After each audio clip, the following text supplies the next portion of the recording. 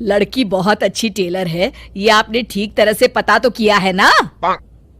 अरे हाँ भाग्यवान, मैंने सब पता कर लिया है। अब तुम चलो, देर हो रही है। मेरी समझ में एक बात नहीं आती कि तुम मेरी शादी करने की बात करने जा रही हो माँ, या अपने दुकान के लिए नई टेलर देखने जा रही हो? अरे चुप कर, अभी तू बच्चा है, दुनियादारी के बारे में तुझे कुछ नहीं पता। अरे तू तो एक प्राइवेट कंपनी में काम करता है, और प्राइवेट कंपनी का क्या भरोसा। लेकिन माँ, अरे तेरे पिताजी से पूछ ले, इन्होंने अपनी जिंदगी में कितनी नौकरी पकड़ी है और छोड़ी है। अरे वो तो मैं थी जो सिलाई करके घर चलाती थी। अरे बेटा, बुरा वक्त कभी फोन करके नहीं आता। टेलर बहू लाऊंगी तो मेरे साथ दुकान में सिलाई करेगी, समझा? चल अब। दोपहर होने तक तीनों लड़की वालों के घर पहुंच जाते हैं। सभी बातें और चाय पानी होने के बाद, बहन जी, आपका बेटा रोहित एक अच्छी कंपनी में काम करता है और अच्छी तनख्वाह भी है। बस हमें और कुछ नहीं चाहिए। हमें आपका बेटा बहुत पसंद है। हमें भी आपकी बेटी मीना पसंद है जी। मुझे लगता है हमें बच्चों को भी आपस में बात करने का मौका देना चाहिए। हाँ हाँ, आपने बिल्कुल सही कहा भाई साहब। जाओ बच्चों, बाहर जाके बात कर लो। अरे आप रुकिए जी। अच्छा ये बताओ बेटी, तुमने सिलाई कहाँ से सीखी है? जी, दीनानाथ इंस्टीट्यूट से। अरे बहन जी, मेरी बेटी इस मोहल्ले में सबसे अच्छी ब्लाउज सिलती है और एक से बढ़कर एक डिजाइन भी बना लेती है। अच्छा, चल बेटी, जरा तेरे हाथ की कारीगरी देख लेते हैं। अरे माँ, ये सब करने की क्या जरूरत है? अरे तू चुप कर। लोग ऐसे ही बड़ी बड़ी बातें करते हैं कि हमारी लड़की को तो सब आता है, बाद में असलियत सामने आती है। इसलिए मैं कोई गलती नहीं करना चाहती, तू चुप करके बैठ। मीना शांति देवी को 2-3 प्रकार की बढ़िया बढ़िया डिजाइनदार ब्लाउज बनाकर दिखाती है।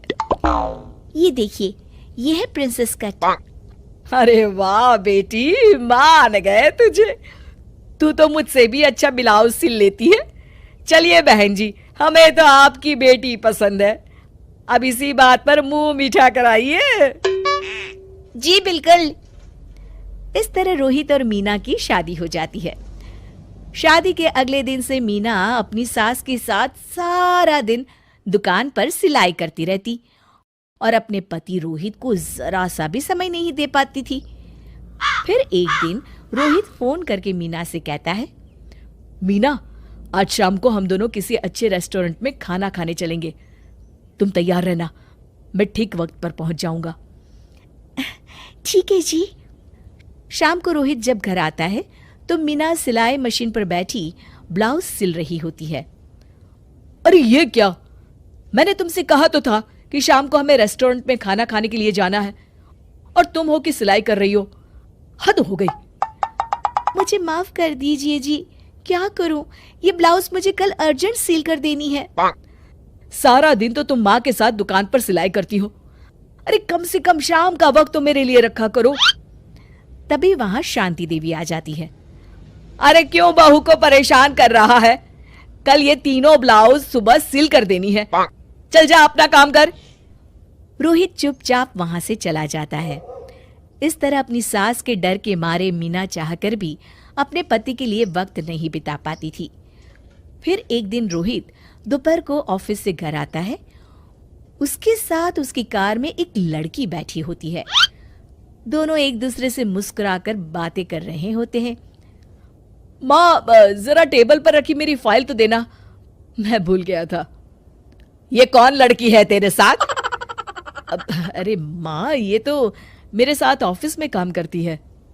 इतना कहकर रोहित वहां से चला जाता है। उसी शाम, अरे क्या हुआ भाग्यवान, तुम्हारा चेहरा क्यों उतरा हुआ है? किस चिंता में डूबी हुई हो?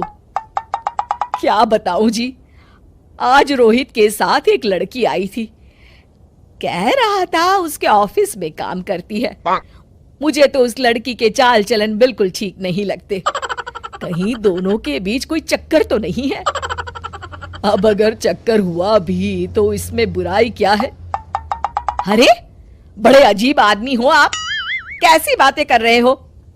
तो और क्या कहूं, तुम घर में बहू के बजाय एक काम करने वाली लड़की लेकर आई हो जो सारा दिन तुम्हारे साथ तुम्हारी दुकान पर काम कर सके। अरे भाग्यवान, शुक्र मनाओ कि मैं शरीफ था, इसलिए मैंने कभी किसी औरत की तरफ आंख उठाकर भी नहीं देखा। पर अब हर कोई तो मेरे जैसा नहीं हो सकता ना। इतना कहकर गिरधारी वहां से चले जाते हैं। शांति देवी समझ जाती है कि गिरधारी क्या कहना चाहते हैं।